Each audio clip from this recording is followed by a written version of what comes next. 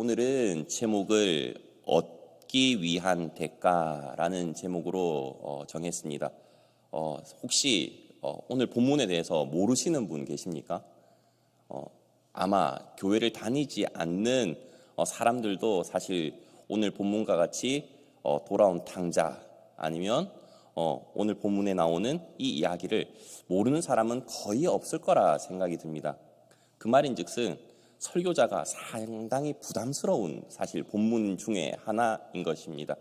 그럼에도 불구하고 오늘 본문을 선택한 이유가 있습니다.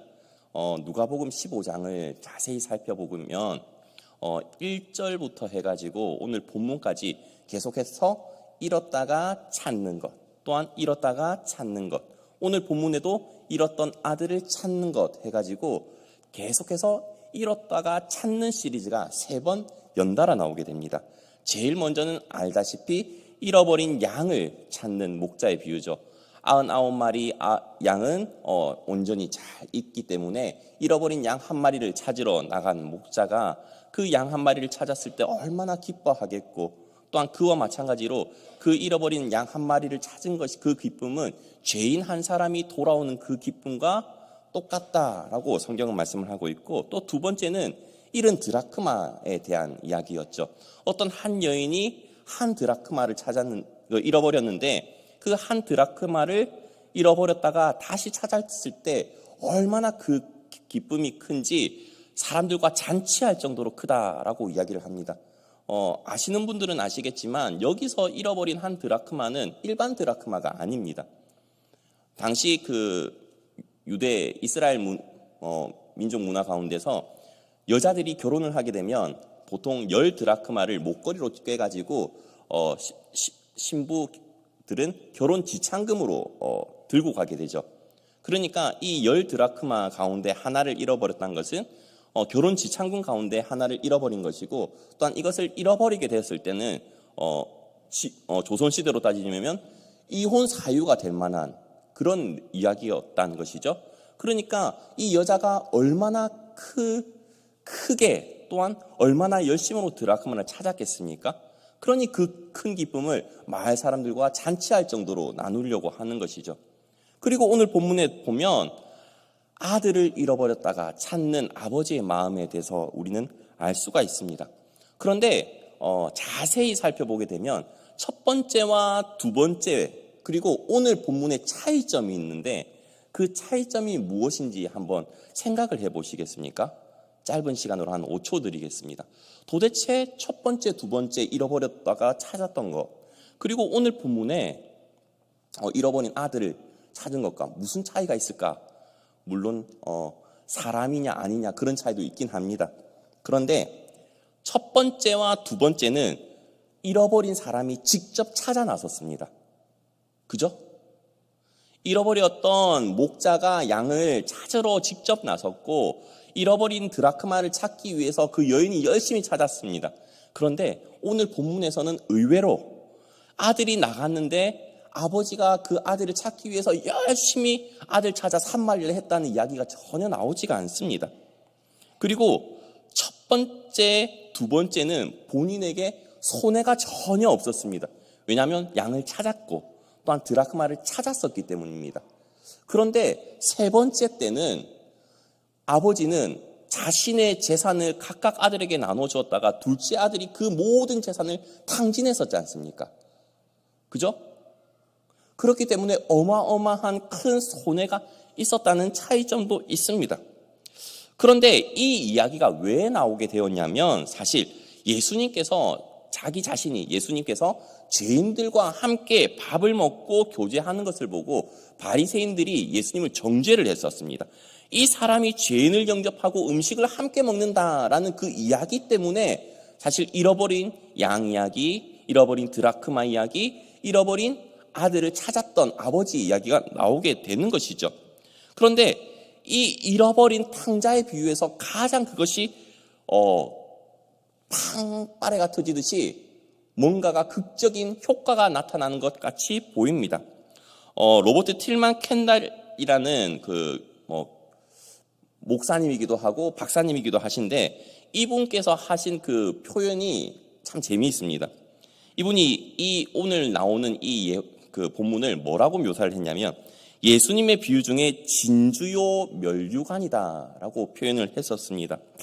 그만큼 여러 가지 교리가 다 담겨 있기 때문인데요. 여기서 우리가 함께 나누고자 하는 것이 있습니다. 그것은 첫 번째가 뭐냐면 아들의 마음을 얻기 위해서 재산을 낭비하는 아버지라는 것입니다. 아마 팀 켈러 목사님의 당부 하나님이라는 책 혹시 들어보신 적 있으신가요? 물론 이 관점은 조금 틀리긴 한데 11절과 12절을 한번 제가 살펴보겠습니다. 제가 천천히 읽어드리겠습니다. 또 이르시되 어떤 사람에게 두 아들이 있는데 그 둘째가 아버지에게 말하되 아버지여 재산 중에서 내게 돌아올 분깃을 내게 주소서 하는지라 아버지가 그 살림을 각각 나눠 주었더니 라고 되어 있습니다. 여기서 각각 나눠 주었다는 말은 자신의 재산을 전부 다 그냥 다 나눠 줬단 말입니다. 첫째 아들한테 3분의 2 그리고 3분의 1은 둘째 아들한테 그냥 그 자리에서 알아서 다 정리를 해서 줬다는 말입니다. 그러면 아버지에게는 남아있는 것이 있습니까? 없습니까?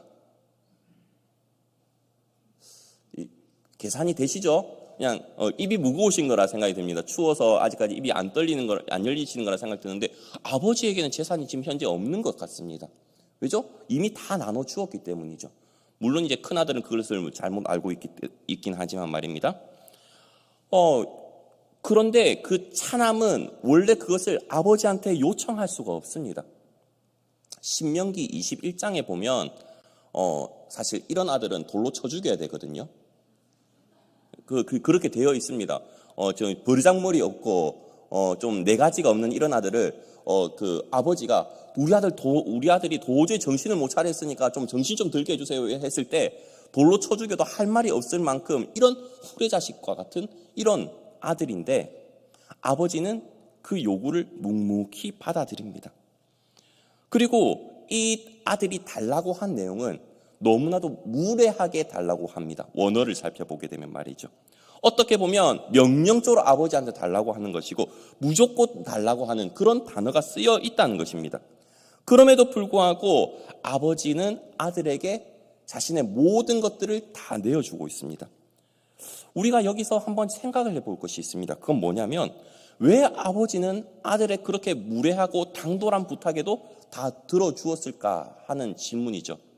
저도 아버지다 보니까 때로는 자녀들이 억지로 때를 쓰는 장면을 많이 목격합니다. 때로는 여러 부모님들이 경험하듯이 마트에서 장난감 코너를 일부러 돌아가는 그 부모님의 심정을 아십니까? 그 심정을 알 수밖에 없는 그런 억지로 때를 쓰는 게 싫은데 어쩔 수 없이 들어가면 사줘야 되는 뭐라도 사줘야 겨우 마트를 나올 수 있는 그런 부모님의 심정. 그런데 아버지는 겨우 그런 정도의 부탁이 아니라 자신의 재산을 달라고 하는 아들의 부탁을 들어주었다는 것입니다. 왜 들어주었는지 시편을 보면서 한번 생각을 해봤으면 좋겠습니다. 시편 106편 14절 그리고 15절을 한번 읽겠는데요. 이 두 절은 다 함께 읽어보도록 하겠습니다. 시작. 광야에서 욕심을 크게 내며 사막에서 하나님을 시험하였도다.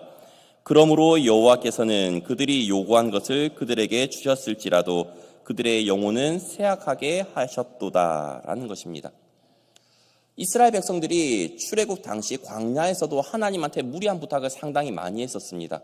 다들 알다시피 물 달라. 이거 우리도 좀 고기 좀 먹게 해달라. 그죠? 무리한 부탁임에도 불구하고 하나님께서는 때로는 들어주시기도 하셨습니다. 그러나 그렇게 하나님께서 이들의 부탁을 들어주신 것은 기도의 응답인 것처럼 보이지만 기도의 응답이 아닐 수도 있습니다. 하나님은 때로는 잘못된 요구에도 그리고 잘못된 행위에도 때로는 허용적으로 대해주신다는 것입니다.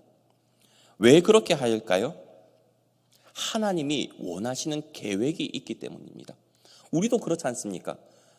부모다 보면 내 자식은 좀 맞아야 정신을 차린다라는 자식이 있는 반면 이 친구는 이 아들은 아니면 이 딸은 몇 번 말을 해주고 몇 번 좀 지혜로운 말로 훈계를 하면 알아서 잘한다라는 자식이 있습니다. 그런데 아버지가 보기에 둘째는 밖에 나가서 생고생을 해야 정신을 차리는 아들이거든요. 그러니까 이 아버지는 이 아들을 위해서 너무나도 큰 낭비를 하는 겁니다. 큰 대가를 치르려고 하는 것입니다. 13절과 14절입니다. 그 후 며칠이 안 되어 둘째 아들이 재물을 다 모아가지고 먼 나라에 가 거기서 허랑방탕하여 그 재산을 낭비하더니 다 없앤 후 그 나라에 크게 흉년이 되어 들어 그가 비로소 궁핍한지라 라고 말씀을 하고 있습니다. 많은 돈을 가지고 나가면 행복할 줄 알았습니다. 그런데 그랬을까요? 그렇지 않았습니다. 저도 이제 우리 교회 성도님들은 많이 모르시겠지만 탕자의 시절을 겪었던 시절이 있습니다. 저도 이제 고등학교 때 집을 3번 나갔었던 적이 있거든요. 탕자죠. 한 번으로 정신이 안 차려가지고 3-4번인데 그 3-4번을 다 나갔던 전적이 있는데요. 첫 번째 집을 나갔을 때 이제 해서는 안 되는 행동을 해가지고 아버지가 이제 몰래 숨겨놓은 비상금을 이제 들고 나가가지고 흥청망청, 오늘 본문에 나오는 탕자처럼 흥청망청 하다가 돈을 다 썼을 때쯤 집에 전화를 해가지고 엄마 집에 들어가도 되냐라고 했습니다. 당장 들어오라고 하죠. 어머니는 아무리 저를 찾으려고 해도 못 찾았으니까. 그런데 그렇게 집에 들어갔을 때 멀쩡했을까요? 멀쩡하지 않았을까요? 아버지한테 엄청나게 많이 맞았죠. 그런데 그 아버지께서 저를 막 혼내시고 나서 한마디가 있습니다. 한마디가 계십니다. 그게 뭐냐면 나갔다 오니 좋구나 라는 말이었습니다. 근데 저는 그때까지 정신이 덜 들어가지고 네라고 했다가 또 맞았었거든요. 그런데 그러고 나서도 2번을 더 나갔었던 저의 모습이 저는 오늘 탕자의 모습을 이해하게 되는 것입니다. 많은 돈을 들고 나가고 내가 하고 싶은 대로 살면 잘 될 줄 알았습니다. 그런데 그것이 자기 마음대로 세상이 그렇게 그려지진 않지 않습니까? 그래서 쫄딱 망하게 되고 있는 돈은 다 털어져 버리게 되고 결국은 결코 이스라엘 백성들이 부정해서 만질 수 없는 그 돼지까지 치게 되는 그런 굴욕을 겪게 됩니다. 그런데 그런 돼지 농장에서 돼지를 치면서도 제대로 먹을 수 없었죠. 그런데 그러고 나는 그 순간 뭐가 생각이 나죠? 아버지 집에는 아버지가 부리는 하인들조차도 제대로 먹고 사는데 나는 이게 무슨 꼴인가? 그래가지고 다른 본문에 없는 단어가 2번 연달아 나오는 단어가 있습니다. 그게 뭐냐면 이해라는 단어입니다. 이해라는 단어는 뭔가를 결단할 때 쓰는 단어거든요. 그래서 이 둘째 아들이 결단을 하면서 아버지께로 가려고 하죠. 15절에서도 아버지의 집을 그리워하면서 품꾼이 얼마나 많은가 이 회상하는 내용이 나오게 되고 또 그 다음에도 나오게 되는데요.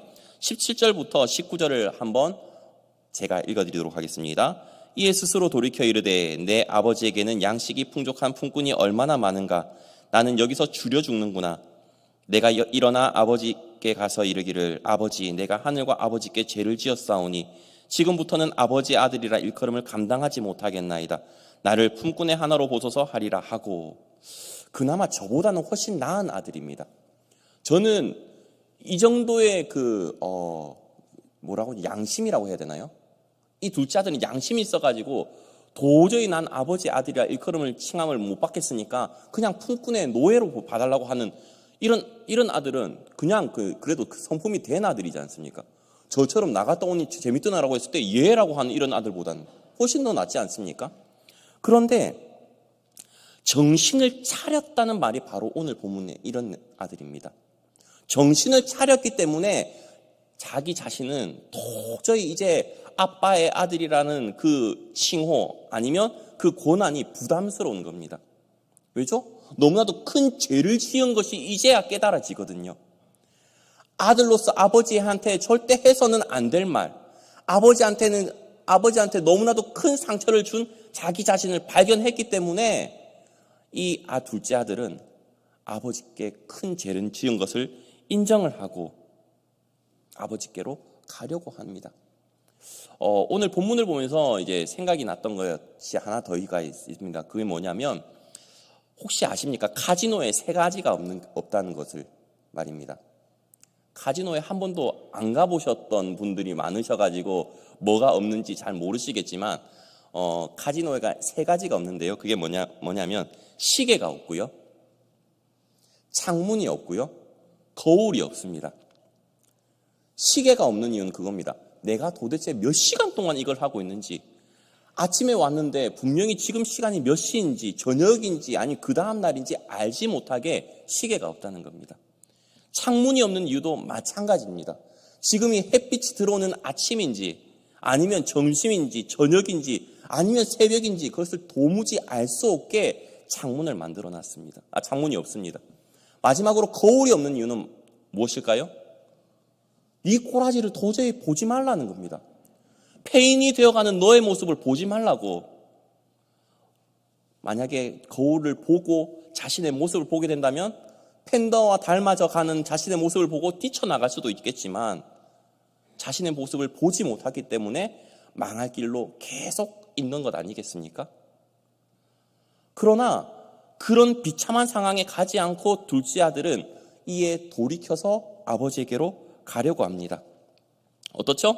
20절부터 가는 모습이 나오고 있죠. 이에 일어나서 아버지께로 돌아가니라. 아직도 거리가 먼데 아버지가 그를 보고 측은히 여겨 달려가 목을 안고 입을 맞추니 아들이 이르되 아버지 내가 하늘과 아버지께 죄를 지었사오니 지금부터는 아버지 아들이라 일컬음을 감당하지 못하겠나이다 하나 아버지는 종들에게 이르되 제일 좋은 옷을 내어다가 입히고 손에 가락지를 끼우고 발에 신을 신기라. 그리고 살찐 송아지를 끌어다가 잡으라. 우리가 먹고 즐기자. 이 내 아들은 죽었다가 다시 살아났으며 내가 잃었다가 다시 얻었노라 하니 그들이 즐거워하더라. 아버지는 이 아들을 보니까 너무나도 반가웁니다. 그래서 모든 것들을 복권시켜주죠. 아들로서의 자격도 회복시켜주고 옷도 주면서 다시금 아들로서 고난도 다시금 주게 됩니다. 아까 말했다시피 제일 첫 번째가 뭐였습니까? 아버지는 아들의 마음을 얻기 위해서 아낌없이 낭비하셨던 모습을 우리는 볼 수 있었습니다. 자신의 전 재산을 큰아들과 둘째 아들에게 나눠주었죠. 물론 오늘 본문 뒤에 보게 되면 큰아들은 아버지로부터 이미 3분의 2에 해당하는 모든 재산을 갖고 있었음에도 불구하고 그것을 누리지 못한 채 아버지에게 원망하는 모습을 보였지만 말입니다. 그러면 두 번째를 한번 살펴보겠는데요. 두 번째는 뭐냐면 우리를 구원하시기 위해서 하나밖에 아들까지 주신 하나님이라는 겁니다. 아버지는 자신의 전 재산을 탕진하면서까지 둘째 아들을 정신 차리게끔 하려고 노력을 했습니다. 그런데 그런 아버지와 닮았다면 닮고 더하다면 더할 하나님의 사랑은 하나밖에 없는 독생자를 우리 죄 때문에 이 땅에 보내주시고 십자가에 죽게 만드셨다라는 것입니다. 그것은 아마 이 자리에 계신 모든 성도님들이 아시는 사실일 겁니다. 하나님 아버지의 사랑은 그 누구보다도 더 크고 넓고 깊은 사랑 아니겠습니까? 그리고 세 번째로는 그런 하나님께서는 견고한 사랑과 인내로 우리의 구원을 이루시는 하나님이시라는 것입니다. 혹시 칼빈의 5대 강령이라고 들어보신 적이 계십니까? 첫 번째는 전적 타락이란 것이고 두 번째는 무조건적인 선택, 그리고 세 번째는 제한된 속죄, 네 번째는 저항할 수 없는 은혜, 그리고 다섯 번째가 성도의 견인이라는 그 교리입니다. 앞 글자를 따서 튤립이라고도 하는데요. 여기서 제가 설명을 하고자 하는 것이 있습니다. 그것이 무엇이냐면 하나님께서는 우리를 너무나도 사랑하시기 때문에 끝까지 참고 인내하시면서 그 구원을 이루어 가신다는 것입니다. 그것이 성도의 견인이라는 그 교리거든요. 성도의 견인이라는 것을 착각하면 견인차를 생각하기 쉽습니다. 그죠? 주님께서 우리를 강제로 끌고 가는 모습을 생각하기 쉬운데 이것은 우리의 인간의 자유의지와 절대 상충되지 않는 것입니다. 우리는 이 세상 살아가면서 자유의지대로 살아갑니다. 그러나 하나님께서는 그런 자유의지를 가지고 살아가는 우리의 모습을 보면서도 끝까지 참고 인내하고 견디시면서 우리를 구원으로 인도해 가시기 때문입니다. 그것이 주님의 그 크신 사랑이라는 것입니다. 얼마나 답답합니까? 하나님 입장에서는 정말 답답하실 겁니다. 그럼에도 불구하고 그것을 아는 몇몇 사람들도 있었습니다. 하나님께서 얼마나 은혜롭고 노하기를 더디하시고 인자가 풍성하신 분이신지 말입니다. 시편의 기자가 먼저 이렇게 고백을 하죠. 시편 145편 8절입니다. 여호와는 은혜로우시며 긍휼이 많으시며 노하기를 더디하시며 인자하심이 크시도다라고 고백을 합니다. 그런데 똑같은 고백을 누가 하냐면 저와 비슷한 선지자 한 명이 있습니다. 요나 선지자입니다. 요나 선지자가 요나서 4장 2절에서 다음과 같이 말씀하고 있습니다. 여호와께 기도하여 이르되 여호와여 내가 고국에 있을 때 이러하겠다고 말씀하지 아니하였나이까. 그러므로 내가 빨리 다시스로 도망하였사오니 주께서는 은혜로우시며 자비로우시며 노하기를 더디하시며 이내가 그 시사 뜻을 돌이켜 재앙을 내리지 아니하시는 하나님이신 줄을 내가 알았음이니이다. 이 요나는 뭘 알았냐면 하나님께서 망해버려야 되는 이 아수르 땅을 멸망시키지 않으시고 돌이키면 회개하면 용서해 주겠다고 말씀하시는데 요나가 기분이 좋겠습니까? 요나 입장에서는 이 나라는 망해야 되는 나라인데요.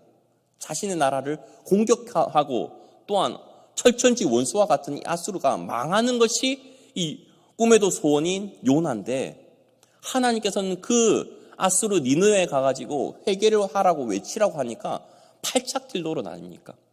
그리고 정말로 원하지 않았던 그 결과대로 니느웨 사람들이 정말 하루 만에 요나는 대충 돌았거든요. 사실 한나절 만에 돌았단 말은 정말 대충 돌았단 말입니다.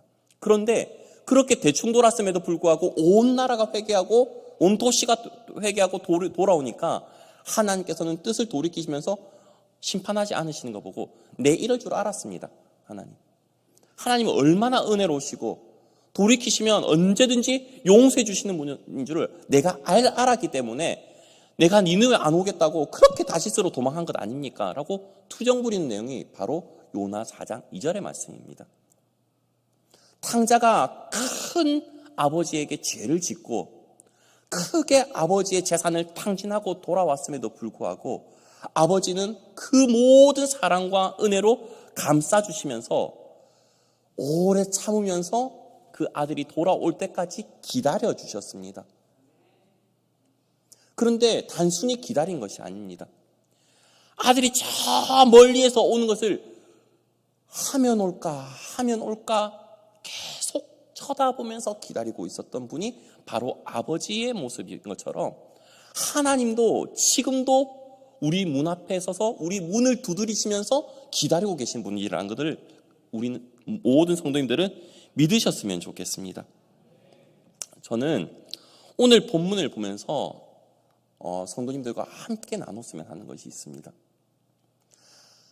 아버지의 사랑 그리고 부모님의 사랑은 자녀를 위해서는 때로는 낭비, 때로는 탕진해 가면서까지 좋은 길로 인도하고자 합니다.